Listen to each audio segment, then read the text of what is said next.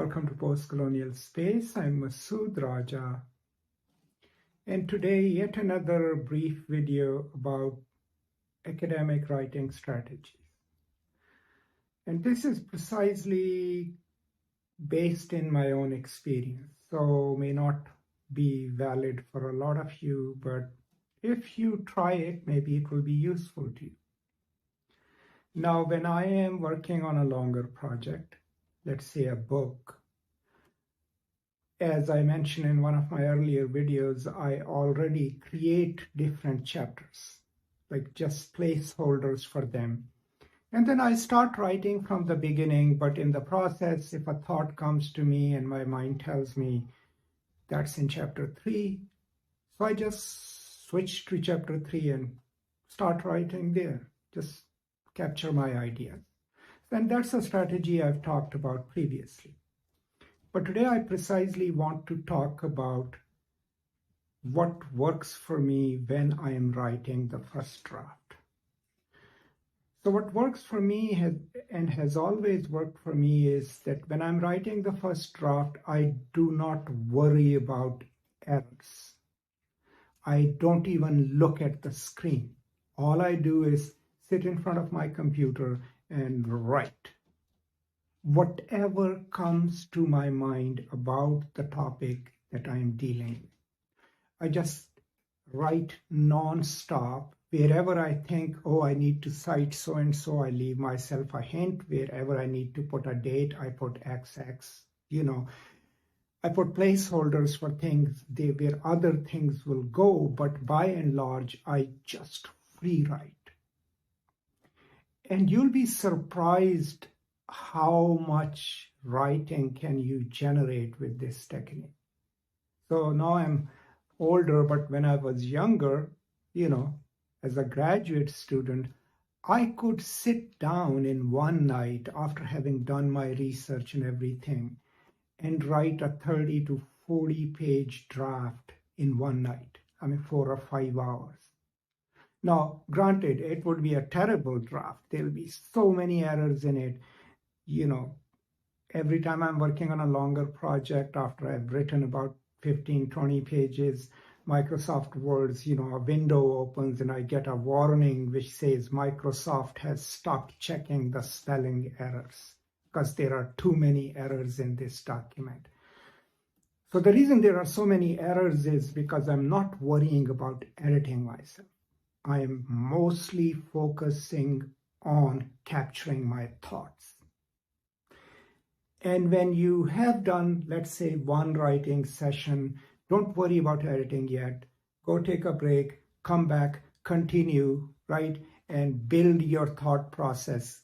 Get it on your computer, right?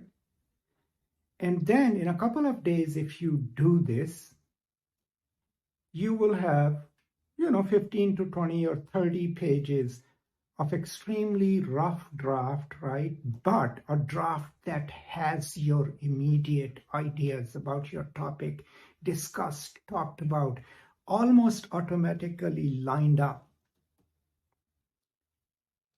And then you go to the second phase where you read it carefully. You see what you need to add where. Still don't fix the errors, right? Add your citations, add everything else. Then start with a spell check. Just do a general spell check, correct the spelling errors. Then go back and do a substantial line-to-line editing, right? And add more flesh to your argument, more citations, page numbers, whatever. But writing as freely as you can without pausing to correct yourself will enable you to be more productive. It will enable you to capture your thoughts and ideas.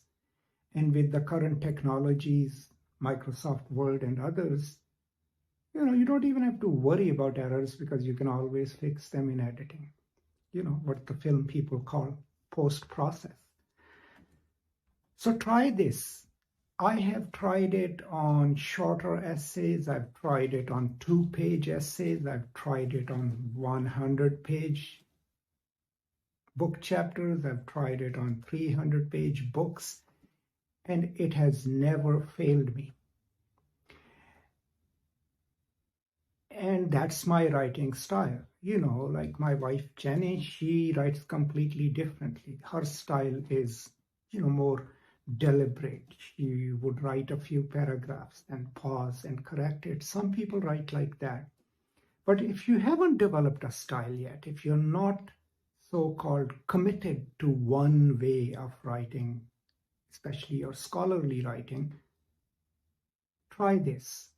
And I would say, just if you can, darken the screen so that you can't even see what you're typing. I mean, you have to make sure that something is being typed, but beyond that, don't even look at the screen.